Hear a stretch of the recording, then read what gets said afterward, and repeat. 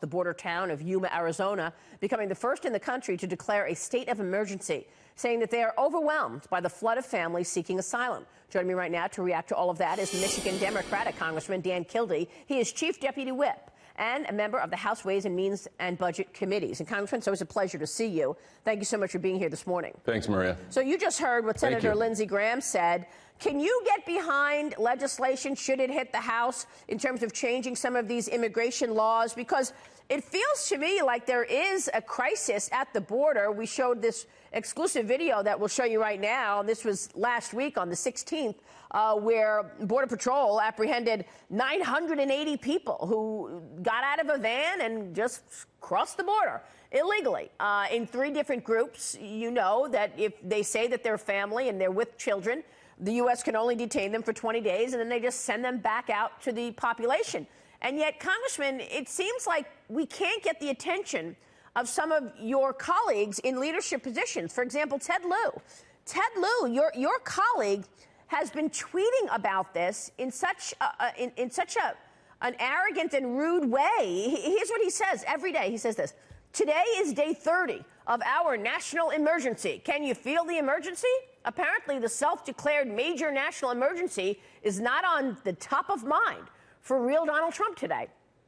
Every day he's saying we're in day 30, we're in day 29, making fun of it. How are you going to get their attention, and do you even want to? Well, obviously, this is an issue we have to deal with, but let's be clear. There's a crisis in Honduras. There's a crisis in Guatemala. There's a crisis in El Salvador. And while there are people presenting themselves at the border, we have to be careful to say that it is legal for a person to present in the United States and seek asylum. I don't disagree, however, that we have to do something to make better decisions about how we handle these sorts of problems. We could codify, for example, the program that was in place just a few years ago that kept families together when their asylum cases were being determined. And clearly we need more resources to make sure that those asylum cases are heard more quickly. But yeah, I don't think it helps to deny that there's a problem, but I think it's really important that we not view it in a one-dimensional fashion, that it's only a problem because we're dealing with people crossing the border seeking asylum. It is a problem because our entire immigration system, including aspects of the asylum system, is broken. And if we're going to deal with this, it's my hope that we deal with it in a comprehensive fashion. So just to be clear, you said there's a crisis in El Salvador, a crisis in Honduras, crisis in Guatemala. Is there a crisis in America? Well, the crisis is coming to us, and we have a responsibility to be really thoughtful about how we deal with that. Well, it's a crisis that is appearing at the border, but I don't mean to split hairs on this, but I do want to be really clear that the crisis is a crisis that these families are facing. As you said in the initial reporting on this, a lot of people say that when further looked at, when looked closer, they're actually not families. There's a whole game going on where people are borrowing other people's kids so that they could cross the border with kids.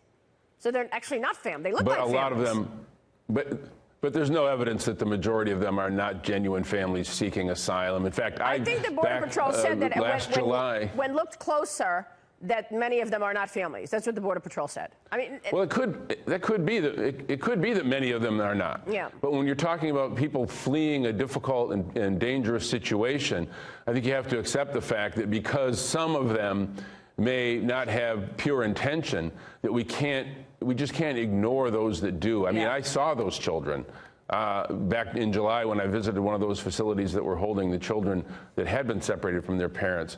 It's a real problem, but I think sometimes we end up painting these issues as if it is completely black and white, all one or all the other. Yeah, no, I think we have a real problem that we have to address. What is black and white, though, is you are representing your constituents in Michigan, and the American people are also getting impacted from these crises that you're referring to in Honduras and Guatemala, and they're getting impacted by all of these illegals coming into the country, taking their jobs, weighing down wages, et cetera. Expensive to give benefits to people who are living here and not paying taxes, all of that.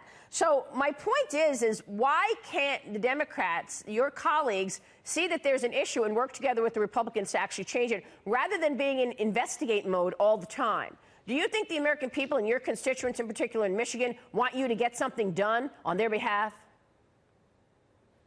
Sure they do. And, you know, I will say this. We're not in investigate mode all the time. The vast majority of the time I spend in Congress has very little to do with any investigations of anyone in the administration. And that's true of people on both sides of the aisle. It gets a lot more attention, certainly from the news media.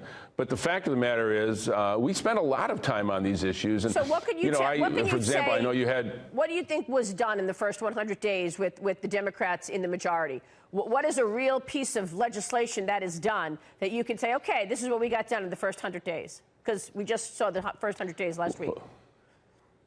Yeah, we passed the Paycheck Fairness Act that I think significantly improved access to resources that allow people, women particularly, to have access to decent pay for the work that they do. We passed the reauthorization of the Violence Against Women Act. We passed H.R. 1 that I think goes a substantial distance in correcting some of the real problems that we see in our political system. We have you would like to get agenda. Infrastructure done, right? You would like to get something done on infrastructure. Absolutely. There's obviously issues in Flint, Michigan, that you have been quite concerned with. No question about it. In fact, we've had really good discussions on the Ways and Means Committee, which will have a part of the infrastructure conversation because we have to figure out how we're going to pay for it. And those have been bipartisan conversations. So I think very often there is this impression that we can't do more than one thing at a time. We have a responsibility to provide oversight on the administration, and we're doing that. But that doesn't mean we should do that at the expense of the other big questions. I know the people I work for, they want us to take care of our responsibilities under the Constitution to hold the administration accountable. But they really want us to get to work trying to solve the big problems that affect their families every single day. Absolutely. And we'll be watching you do just that. Congressman, it's good to see you this morning. Thanks so much.